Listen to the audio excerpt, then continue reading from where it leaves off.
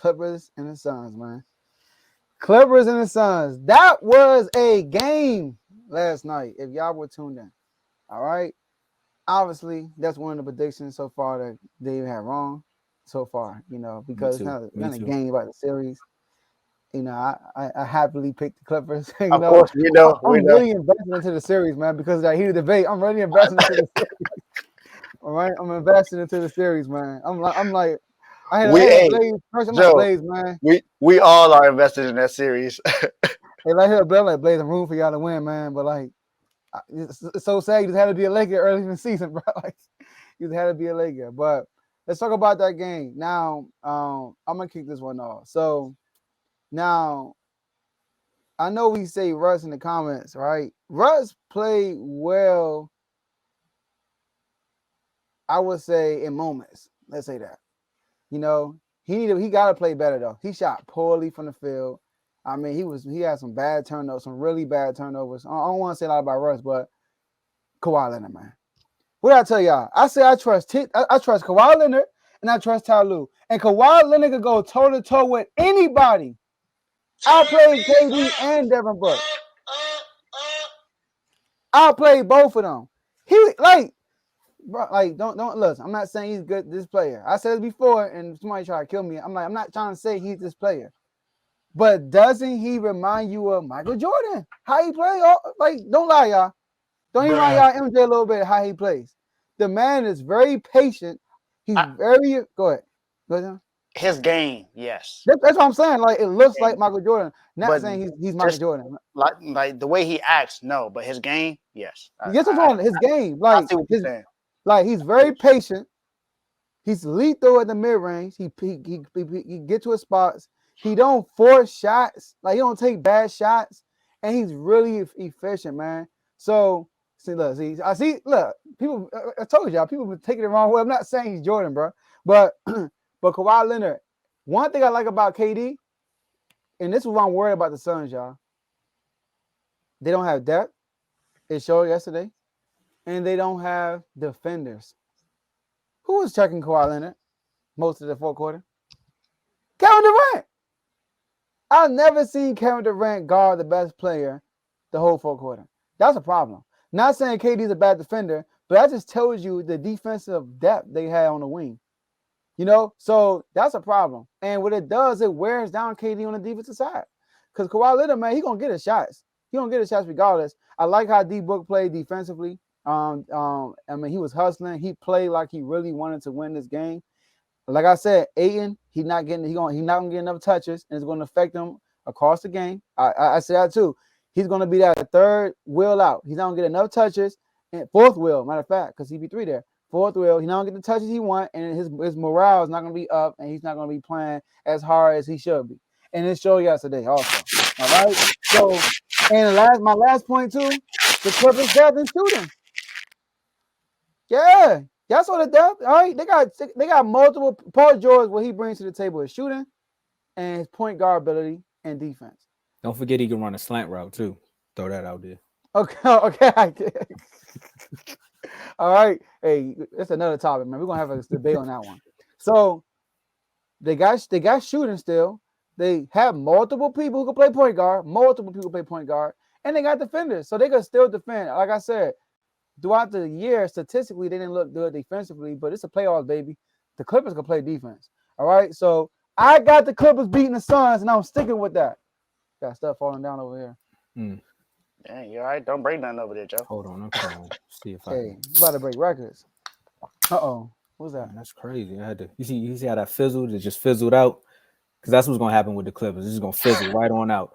See, all that is all fine and dandy, Joe. Like we said it on Friday. Like Kawhi is gonna give you a game. Like his knees is gonna give you one good game. Like the '94 Freaknik documentary coming out. So we're gonna know a lot of old women, a lot of old women out here that's gonna get exposed. But they the ones that'll tell you at the house party, like I used to break it down back in my day. That's what's gonna happen with Kawhi Leonard knees, man. He gave y'all that game too early. He should have waited till he thought Paul George was gonna come back. But I gotta give him hats off to him. He almost dropped 40. He did his thing. He showed the world, like you said, he is very efficient. He's very efficient. A silent killer. Silent. I love it. But He did all that, but at the end of the day, my biggest beef is with Hustle Westbrook. Okay, I want to give you your props because you did your thing as far as showing up. You showed that hustle, you showed that heart, you showed that grit. Strap D Book.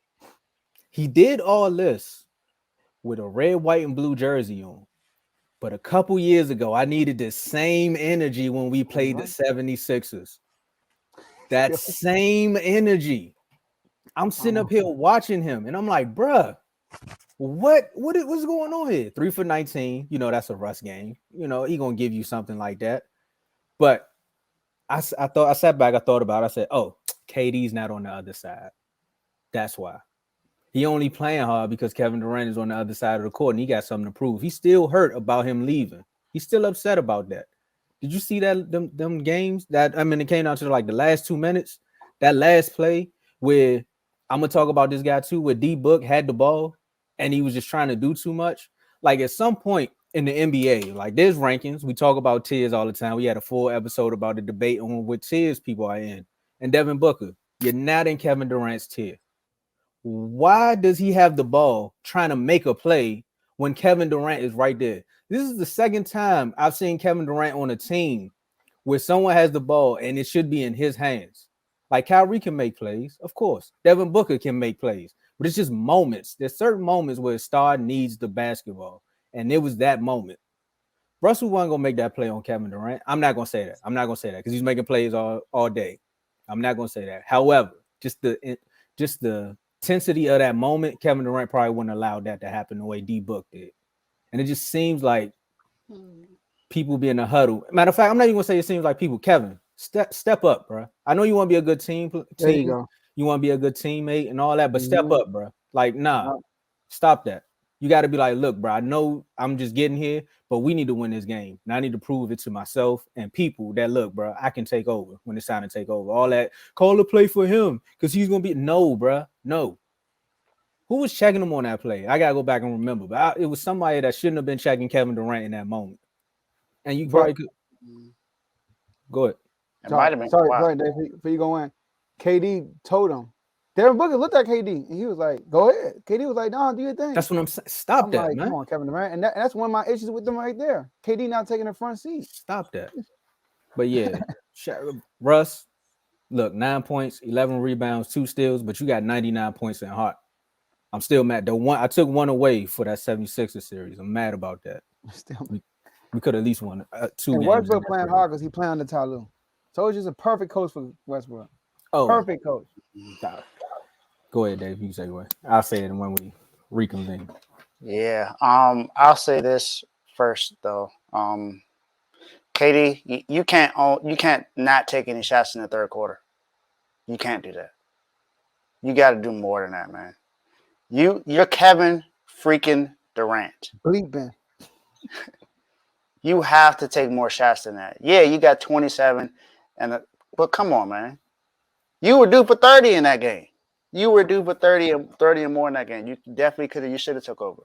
Now I get it. D Book has did what he's supposed to do when they went to the finals. He balled out in the finals, but they lost. Either way, they lost. You're a champion. He's trying to become a champion. You gotta at some point in time you have to take over the game. Mm-hmm. Now, I'll say this about Russ. Did we really expect him to shoot well? No, it's not Russ. We don't expect Russ to shoot well. But he played well in all other areas. He out-hustled man. That's one thing Russ is going to do. He's not going to play it safe.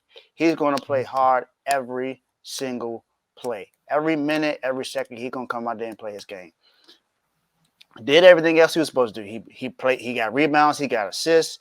He had some key blocks. That key block at the end of the game on D Book when D Book thought he was going to get an easy layup, and Russ was like, no. And not only did he get the block, he got the turnover all in the same play.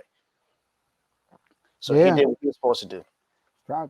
He is definitely playing hard, because he's playing against KD. But you got to give credit to Tyloo. I want to make a statement, though, about Tyloo. This has nothing to do with him being the Clippers head coach. I want to know from the people in the comments, why is it that Tyloo gets a lot of credit for winning a championship with LeBron James as his best player, along with Kyrie and a few other players. But Mike Brown gets no credit for taking his team that was of a lesser talent to the finals. Like the bee. Now, I understand they lost to the Spurs, but name me one player on that team that was the same equivalent to Kyrie Irving on that Cavs team. Mo Williams. Was Larry Hughes on that team? Yeah. All I'm saying is Mike Brown need to get more credit. Ty Lue's getting credit for winning a ring with LeBron, but Eric Spoelstra didn't get credit for winning 2 rings with LeBron. Then Mike Brown need to get some credit for that. I think he got credit because he told LeBron, man, shut the. He told LeBron was talking to him. He told LeBron to shut up. Like he had to command the room at one point. I think that's why people respect Tyler. Hey, Eric Spoelstra argued with him on the sideline too. He still ain't get credit. See, this is another thing. I know we're gonna talk about the chats when we close the show out, but this is another thing too. You got to understand. This is what Dave does. He's gonna drop a bomb like this and then just watch the crowd react. So my response when you said that earlier was because of the media hype around the win. You know, they went up against that Warriors team down 3-1, and that's why it gets overlooked that way. I get it, but I think Mike Brown. I've always respected Mike Brown as a coach, not just because of what he's doing with the Kings. I get it's great. Got into a third seeds their first time in 16 years. They made it to the playoffs and got their first playoff win in 17 years. I get it, but come on, man. Yeah, I don't know why people thought that he was not a good coach when he got hired in the first place. Well, they should have known that when they seen him out there running. This is how you hustle. This is how you hustle. We should have known the Kings was gonna do something. Look, y'all. Yep. But my last point though about this series is we're gonna make this quick. Is we said this was gonna come down to coaching, and right now we're gonna see who's gonna win the games based upon which coach could balance the egos better. And right now, Ty Lue is edging that out. So.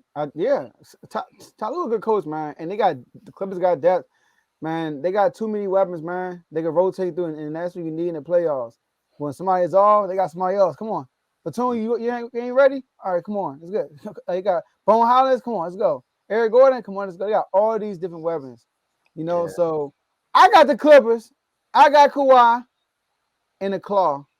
Let's get it. I still got KD and the Suns. I think they're going to clip Kawhi out the 990s and get him out the door. KD want to make Devin Booker feel good. That's one of their problems. And that's going to be the issue. And he got to realize he's going to have to do more because they don't have the depth. So they're going to rely heavy on their starter. That's true. You like wrap it up. Oh, yeah. That's my favorite show too, by the way. Oh, I'm about to get some Grammy music. Matter of fact, I got y'all. So next time we have guests, when y'all hear that Grammy music, that means wrap it up. All right, y'all. So let's wrap it up.